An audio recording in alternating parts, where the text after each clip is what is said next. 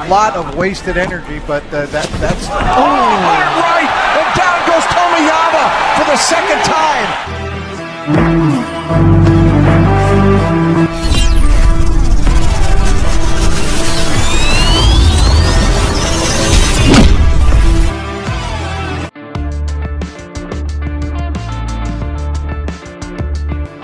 Hulyo ng taon 2013, 2 buwan matapos durugin ang dumayong Indonesian fighter na si Asaek Jr. na ika-20 matagumpay edisyon ng Pinoy Fighter sa Halab Boxing Promotion.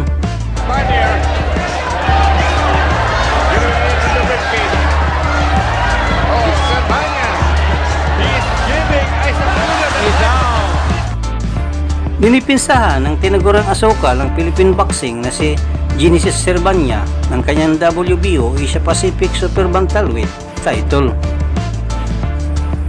Kontra sa matibay na Japanese fighter na si Konosuke Tomiyama na nooy tangang ang kartadang 23 wins, 6 losses, 1 draw at 8 wins by knockouts. Habang undefeated naman sa kanyang 21 wins si Servania na may 8 panalo mula sa knockout. Servania. Ito ang unang pagkakataon ng dadayo ng laban sa labas ng Pilipinas ang ating kababayan. At pang-apat na former world title challenger ang kanyang makakalaban. Touch gloves, good luck. Balikan natin ang naging laban ni Genesis Servania kontra sa matibay at palaban ng Japanese fighter na si Konosuke Tomiyama. At alamin kung paano nga ba pinahirapan ng husdo ni Tomiyama ang Pinoy champion sa kanilang bakbakan.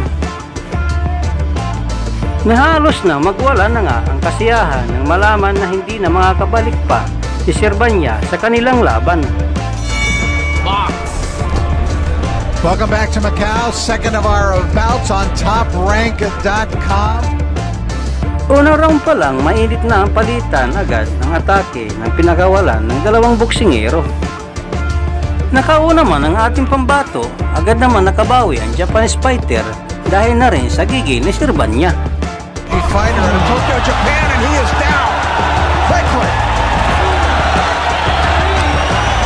A sudden and dramatic turn that this fight takes immediately. Tomiyama has actually fought for the world championship a couple of years back against Nobuo Nishia. Not a big KO mark, but as you can see, he is not devoid of power, and he lands a good left hook there. A very rocky start for Tomiyama. Servania looking great here in the opening moments, and now Tomiyama comes back with his first combination of the fight. Here comes Servania. These two are throwing the leather early. And he scores a knockdown with a left hand. Both fighters have tasted the canvas here in round one. Good jab by Tomiyama. Tries that uppercut. Now here comes Servania. Chases him to the ropes and back out to ring center. And a fine left-right combination by Tomiyama. Stops Servania in his tracks. Servania tries to answer back, and his champion is down again. Second time he is down. Nagawa man pabagsakin ni Tomiyama si Servania sa round 1 na tiling agresibo ang ating pambato at patuloy ito nagpakawala ng atake sa depensa ni Tomiyama, kung saan nagawa nitong makapagpatama ng solidong kombinasyon sa round 3 na siguradong nagpayanig ng husdo sa Japanese fighter. He never stops bouncing. It's difficult. It seems to me to be a lot of wasted energy, but that's... Oh, right! And down goes Tomiyama for the second time. Fourth knockdown of the fight, and that was the worst one yet. He was really flattened, but he got up, and he seems okay. Seems to have his legs underneath him. And let's see what Servania can do. Hard right by Servania. Tomiyama in trouble. Backed into a corner. Bell sounds into the round. Nice combination. That's a good 1-2 that Tomiyama has.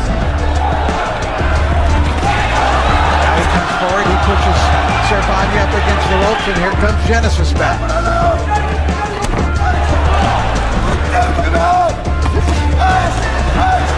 Oh, beautiful left hook by Servania. Gets Tomiyama in trouble. Staggers back against the ropes in his head.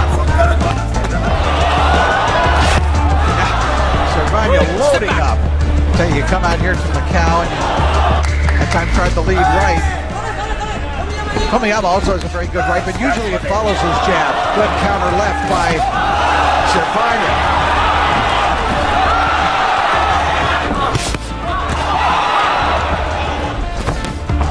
Long range right. Sa round 6 tuloy lang ang pag-atake ng Pinoy champion sa kaliwat kanan pa rin kung bumayo ng suntok sa matibay na Japanese fighter. Pero palaban si Tomiyama at tuloy lang ito sa pagpunteriya sa sugat sa noo ni Servania. Scored 2 knockdowns. Servania scored 2 knockdowns. Servania really digging that left. To have the power, he's not devoid of power despite that low knockout ratio. Good right hand by Tomiyama. Tomiyama's having good fortune with his boxing ability. Best for him to keep the fight at long range. Competition himself, we mentioned Tomiyama had fought for a world title, but this is another tough opponent here for him. Step back. The first to 4 rounds. Nice combination and a follow-up right by Servania. Another right, but partially blocked by the shoulder of Tomiyama. Tomiyama answers back with a right of his own, and here they go again as the bell sounds. Sa pagpapatuloy ng matinding laban sa dalawang boksingero sa round 9, tuloy lang ang pagpapakawala ng kanilang solidong atake sina Servania at Tomiyama. At dahil hindi inaasahang sitwasyon na nagbigay ng malaking sugat sa Pinoy champion sa gitna ng kanilang sagupaan sa round 9, nagpasya ang referee sa utos na rin ng ring position na itigil na ang kanilang bakbakan. Another cut for Servania. Dito na magwawala sa kasiyahan ang matibay na Japanese fighter na si Tomiyama. Nang malaman nito na hindi na pwedeng lumaban pa si Servania. This fight may be over. It is. This fight is over. Now Tomiyama thinks he has won, and I do not believe that he has won. The referee, Tomiyama, thinks that he has scored a TKO victory. That is not the case. That is not the case. Do not be misled by that celebration of Tomiyama. There you see the terrible cut that was just opened, and they're calling it a headbutt, which means they are going to score the fight and score that last round. Ayon sa raw ng World Boxing Organization, kapag ang laban ay nahinto bunga ng accidental headbutt matapos ng 4 na round, ang hatol ng laban ay dapat kunin sa puntos ng lahat ng mga hurado. At dahil ang sugat ang injury ni Servania ay dulot ng isang accidental headbutt,